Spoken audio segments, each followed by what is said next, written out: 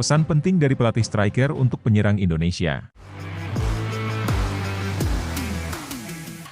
Pelatih lini serang timnas Indonesia, Yeom Ki-hun, memberi nasihat untuk striker-strikernya jelang menghadapi timnas Jepang dan timnas Arab Saudi.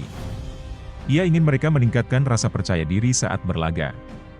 Timnas Indonesia akan berhadapan dengan Jepang dan Arab Saudi dalam lanjutan grup C putaran ketiga kualifikasi Piala Dunia 2026 zona Asia.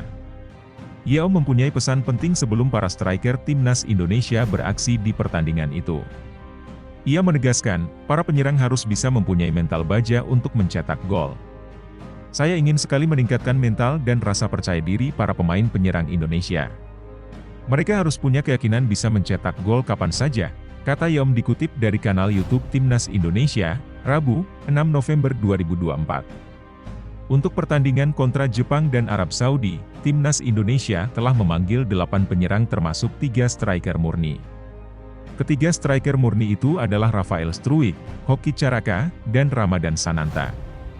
Yeom mengatakan, para penyerang ini harus konsisten mengasah kemampuan mencetak gol. Tidak hanya soal urusan penyelesaian akhir, pria asal Korea Selatan tersebut mengingatkan para striker timnas Indonesia untuk pintar mencari ruang sebelum melakukan tembakan. Selain itu, hal yang paling penting bagi seorang penyerang adalah harus memiliki timing yang tepat untuk melakukan tembakan dari posisi manapun, urai Yeom. Dan tidak bisa hanya menunggu tanpa bergerak mencari ruang. Kemampuan itu tidak datang begitu saja, harus dilatih, tegas ex-timnas Korea Selatan itu. Saya yakin dengan latihan yang konsisten, mereka juga bisa menemukan posisi terbaik untuk menembak dan mencetak gol, tandasnya. Lini depan masih jadi masalah timnas Indonesia. Dari 4 laga yang sudah dimainkan, skuad Garuda baru mengoleksi 4 gol.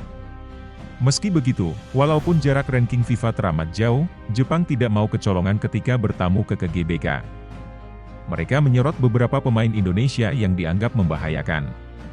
Salah satu pemain timnas Indonesia yang jadi sorotan media Jepang di kualifikasi Piala Dunia 2026 adalah Kelvin Verdong. Dia memang jadi andalan Shin Tae-yong di skuad timnas Indonesia sejak resmi dinaturalisasi pada 5 Juni 2024. Kelvin Verdong memang bisa terus bermain apik. Dia tampil baik saat bertahan maupun saat membantu serangan skuad Garuda. Pemain NEC Nijmegen ini punya kecepatan dan ketepatan dalam memberikan umpan sehingga jadi ancaman lawan di sayap kiri. Banyak pemain Indonesia yang memiliki pengalaman mewakili Belanda di kelompok umur. Rekan setim Koki Ogawa di NEC Nijmegen, Verdong, juga memperoleh kewarganegaraan Indonesia pada bulan Juni, tulis media Jepang, Nikkan Sports.